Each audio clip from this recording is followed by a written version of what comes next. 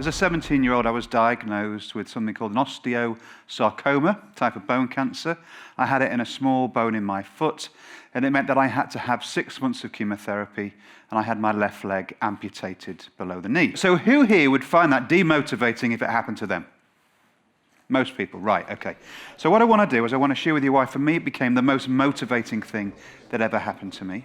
And I want to give you some insights that I picked up along my journey about taking personal responsibility, about teamwork, and about what being the best you can be means for me. The cornerstone about trying to be your best and personal development is taking responsibility for yourself first. A lot of people who are wired to blame others or justify themselves without really reflecting on the impact they have. I had this moment of inspiration where I suddenly thought to myself, I don't know if I've got 6 months to live, 6 years to live, or 60 years left to live. But what I do know is I want to make the most of my time. From now on, I want to try and be as good as I can be for whatever it is that I choose to do.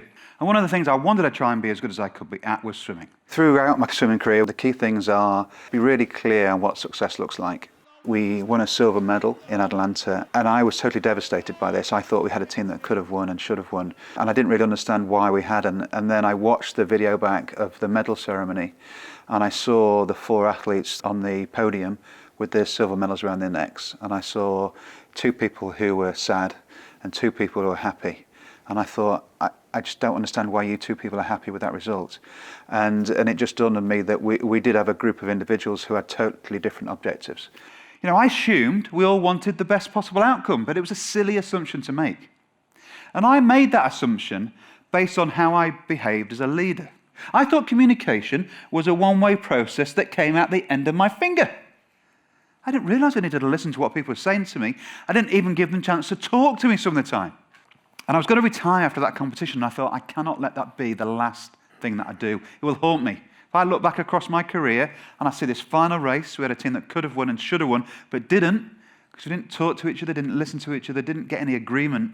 I thought, I'm going to try and go to another games. I'm going to focus on the relay, especially the freestyle relay. Looked like it'd be very strong by the time we got to Sydney. But more importantly, I'm going to focus on getting to know the other guys in the team. Could we all agree on what success looks like? So whenever I saw any of those guys, I'd have a conversation with them. What were their hopes? What were their fears? If they had any fears, could I remove those fears for them? Everybody's interested in resilience. For me, there's kind of 2 parts to it. There's that resilience within yourself. As a swimmer, certainly, I spend a lot of time with my face in the water, staring at the bottom of the pool, and there's no other input other than the voice in my head. And so owning that voice and knowing how and when to tell that voice to back away and leave me alone is really important. The other side is the support group that you have around you. We all need people around us, and it's incredibly difficult to be resilient if you're doing it on your own. Life and the world has a habit of dropping challenges on you, and you wouldn't wish them upon anybody, and you certainly wouldn't choose them for yourself, but you can choose the behaviours you display when you face up to those challenges. Thank you.